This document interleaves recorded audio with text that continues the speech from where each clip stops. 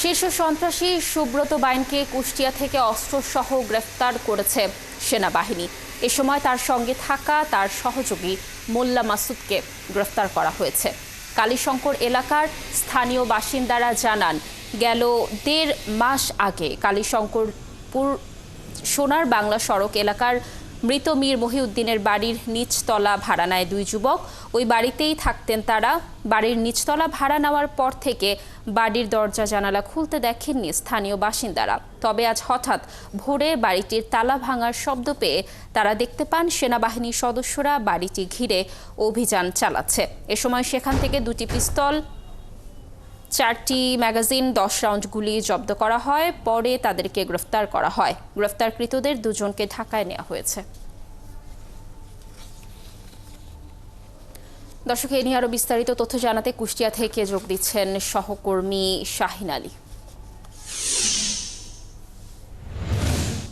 শাহিন, সুব্রত বাইন ও মোল্লা মাসুদকে গ্রেফতারের বিষয়ে স্থানীয়রা ও পুলিশ কি বলছে এবং তাদের কখন এবং কিভাবে ঢাকায় নেওয়া হয়েছে, কি তথ্য রয়েছে জানাবেন?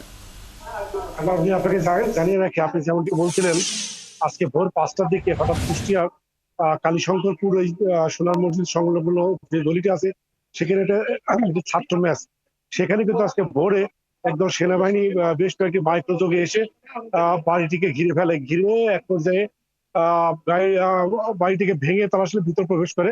এখানে বেশ কয়েকজন শিক্ষার্থী ছিল, তারা কিন্তু আসলে আতঙ্কিত হয়ে পড়ে। তাদেরকে এক পর্যায়ে আসলে সেনাবাহিনীর পক্ষ থেকে বলা হয়, আপনাদেরকে ভয় নেই, আমরা একটা অভিযান এসেছি, আপনারা অভিযান শেষ হলে আমরা চলে যাব।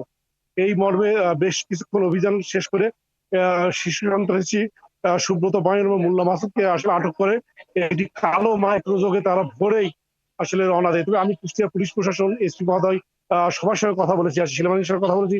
তারা আসলে আমাদেরকে আসলে এই বিষয়টি নিশ্চিত করে বলেনি তারা আসলে আটক করেছে কিনা। তবে আমরা যে এলাকার যে স্থানীয় জনসূত্র আছে তাদের কাছ থেকে আমরা আসলে জানতে পেরেছি আসলে আজকে সকালে কিন্তু আসলে সেনাবাহিনী এই দুজনকে আটক করে নিয়ে আসলে তারা ঢাকায় চলে গেছে এবং এর তথ্য আমরা জেনেছি। তবে আমরা এখনো কুষ্টিয়ার আইন শৃঙ্খলা বাহিনীর পক্ষ থেকে আসলে বিস্তারিত কিছু জানতে পারিনি।